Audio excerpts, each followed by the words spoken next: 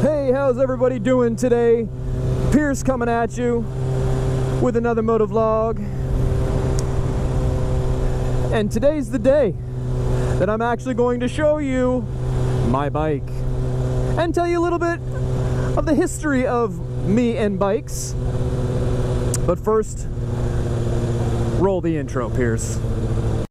We're scared to be lonely.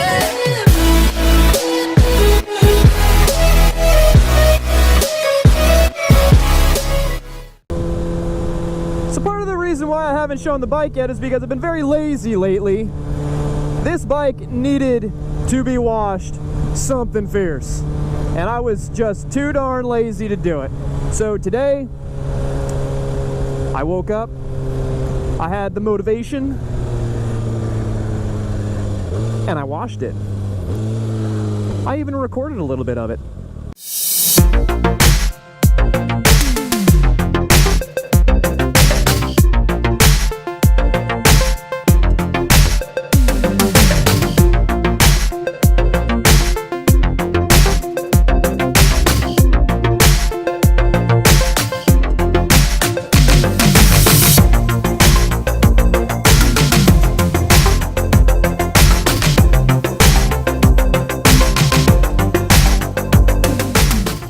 Now before we actually go take a look at the bike, I am very hungry. And here in Pennsylvania we have a little place called Sheetz, and I'm sure lots of you know about Sheetz. But no, I'm not there to get a Monster or a Red Bull. I don't drink any of those energy drinks. No, I am there to get one thing and one thing only, and that is mozzarella sticks. Tasty mozzarella sticks.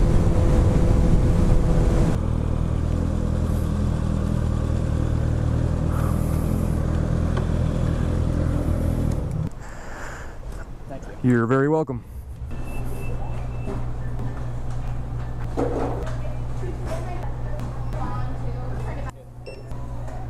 Thank you, sir.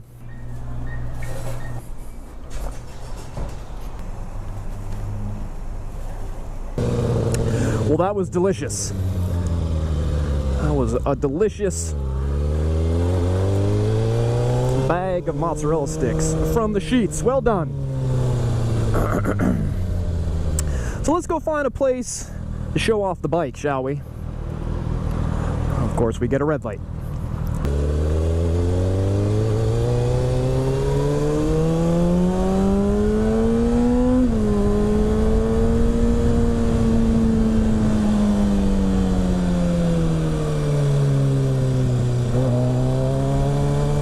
Ooh, it's a little slippery. I wonder if my graffiti wall is available. We'll try to do a walk around over there. Oh, that figures.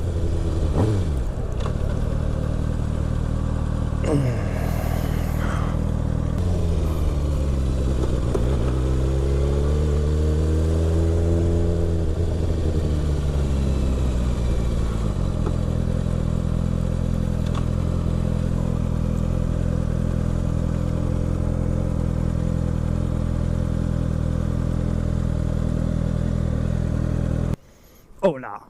Say hello to my little friend. That's my bike. Well, here it is. A 2013 Kawasaki Ninja ZX6R 636. In black, it is the non-ABS model. I picked it up in 2015, towards the end of the season. Yeah, I'm digging it. All I've done so far is the M4 GP slip-on.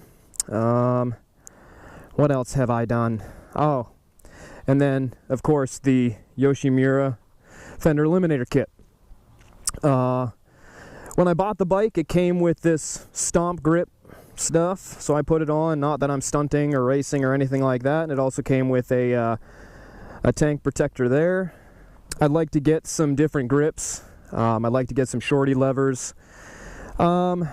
I'm toying with the idea of taking the mirrors off and doing bar end mirrors. I don't know, I just like the way the bikes look without the mirrors. The bike's clean. I figured now would be the time to show everyone. Yeah, it's all blacked out. I dig it. I like it. I guess I'll let y'all hear what the exhaust sounds like. It actually came with a different baffle. I put a quieter one in there because I didn't want to piss my neighbors off. But yeah, that's the stage 2 baffle, whatever that means. It lowers it by 5 or 6 decibels. It makes a huge difference. The other one was just way too loud, even for me. So I put the quieter baffle in. So let's fire it up and let y'all have a listen.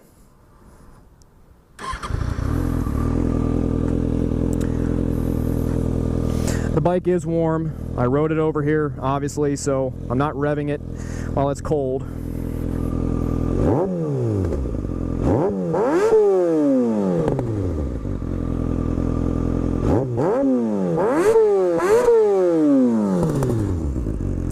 And with that, I suggest we leave. Alright, so I mentioned in one of my other videos that I started riding back in 2008. It was right after I graduated Penn State, and my dad, he came across a 1985 Yamaha Maxim X. I think it was a Yamaha. Came across this Maxim X. Guy gave him a pretty good deal on it, so he picked it up. So graduating at the time, I'm like, you know what? As naive as I was, it was an excuse. We'll just call it an excuse. I'm like, there's clearly nobody in the world who wants to ride motorcycles with my dad, which means that I have to get a motorcycle so he has somebody to ride with. And that is how I justified getting my first bike. I picked up a 2008 Kawasaki Ninja 250R. And I had gone through like all the message boards, I watched videos, I did the whole kit and caboodle as far as figuring out, do I start on a 250 or do I start on a 600? And everyone's like, well, you know, you're gonna get bored of a 250, blah, blah, blah, blah, blah. I decided that I was going to do the 250. I didn't feel like killing myself. Let's start on a 250, they're forgiving. That was a terrible shift, but at least I got a pop out of it. So I bought a 250. A brand new. That was a stupid investment. I don't even want to call it an investment. That was a stupid transaction on my part. Just graduated. I'm poor. You know, I had no reason to be buying a brand new motorcycle. But I did anyways. And I learned on that. I love that little 250. It was fantastic. It never gave me any issues at all. No matter what I threw at it, it took care of business. All I ended up having to do was just keep up with, you know, the oil changes, put some tires on it. That is literally the only thing that I did to that bike. And I put 20,000 miles on that motorcycle. And I didn't exactly plan on owning the motorcycle for 7 years, but I did. I had a stupid loan. And it wasn't like a regular car loan where, you know, after 5 years it's paid off. No, it still wasn't paid off after 7 years. I don't need to get into my finances, but yeah, it was one of those things where I planned on learning on the bike, running it for a year, trading it in, getting the bike that I really wanted. Well, financially, didn't make sense. Hung on to the 250 for 7 years. So, 2015 comes around, and I am itching at this point to get a new bike, a different bike, a faster bike. And I had my eyes set on an R6, to be honest with you. I absolutely love the way the R6s look. There really wasn't much in the form of R6s being available. The way that I looked at it, I kind of had to go through a dealer because I still owed money on the 250, so I needed to trade it in, get that essentially paid off in the trade-in. So I went to a dealership and I came across this one, and I love the styling of it. The front reminded me of an R6. It's not exactly like an R6, but it reminded me of an R6. And I was like, whoa, you know, that's not half bad looking. I'm okay with that. They let me take it for a test ride. But instead of taking this one, which was brand new, they had a green one that had about 1,000 miles on it. They let me take that out. So I hopped on the highway, went about 4 or 5 miles, flipped a U-turn, came back the other way, and I fell in love. The 250 that I had was still carbureted. Back in 08, it was still carbureted. One of the things that I wanted was a fuel-injected bike. The 2013 ZX6R, fuel-injected. Box checked. Boom. So, fire it up, take it for a ride, and I absolutely loved it. I fell in love with it. And we started talking numbers.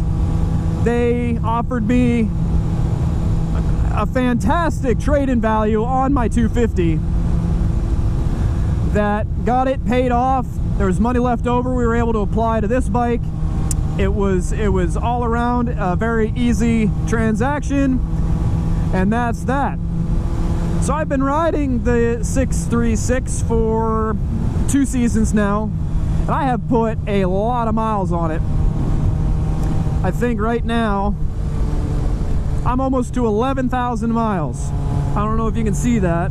It's at 10,899. We're about to see it turn 10,900. Ooh, let's pay attention. Pay attention.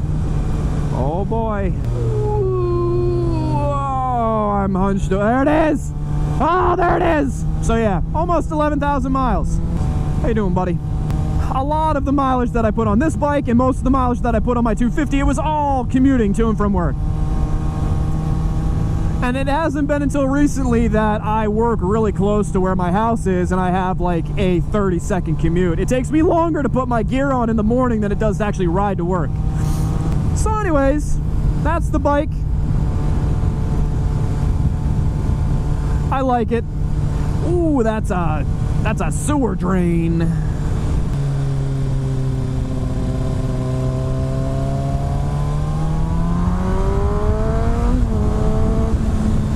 Van.